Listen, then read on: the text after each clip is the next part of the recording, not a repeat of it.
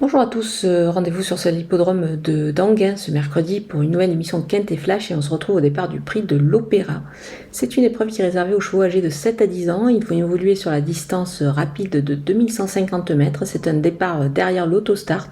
Et ici à Anguin, on sait que l'autostart c'est 8 par ligne. Ils sont 16 au départ, des sujets plutôt confirmés dans cette catégorie-là. Et on pourra faire confiance justement à l'expérience de certains, même si c'est l'un de la seconde ligne. Mais on va voir tout ça avec mon analyse.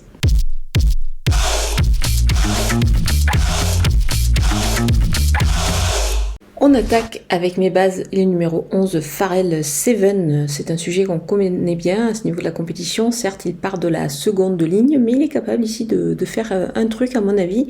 Il a déjà gagné sur ce parcours avec un bon chrono, donc moi j'y crois fortement. Le numéro 2, Esperanzo, il a pas mal de qualités, il devrait en profiter dans cette épreuve.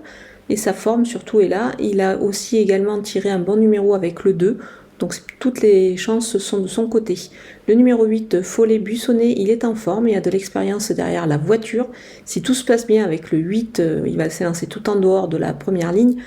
Ça devrait passer à mon avis. Du côté des opposants, avec le numéro 1, Eliska Berry, elle a bien préparé cette épreuve dernièrement. Elle a hérité du numéro 1 derrière la voiture, ce qui est plutôt pas mal parce qu'elle a besoin d'attendre dans un parcours et du coup elle pourra bénéficier d'un parcours caché ici. Donc je pense qu'elle a son mot à dire. Le numéro 3, Eagle Mélois, il découvre ce parcours mais il a déjà bien fait derrière l'autostart. Le cheval se présente au mieux, c'est une belle chance. Le numéro 4, Eastwood Park, il rattrape le temps perdu. La preuve, sa récente victoire, il arrive avec pas mal de fraîcheur, il est associé à Eric Raffin, donc on peut dire que ça fait pas mal d'atouts dans son jeu.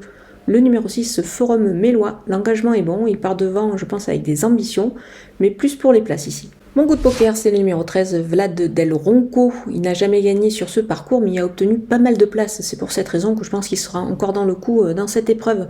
Si tout se passe bien, il devrait pouvoir se racheter de sa dernière tentative. On poursuit avec les outsiders et le numéro 15, Diplomate Dame, pas très heureux à deux reprises, il peut se racheter ici même s'il part derrière. Le numéro 16, Speedy Face avec Gabi Julormini, ça peut être intéressant avant le coup. Il pourrait, pourquoi pas, réaliser une performance ici, plutôt pour une place. Le 9, Divine de Navarre, arrête à reprendre sur son récent échec. Elle peut surprendre avec un bon parcours ici, je pense.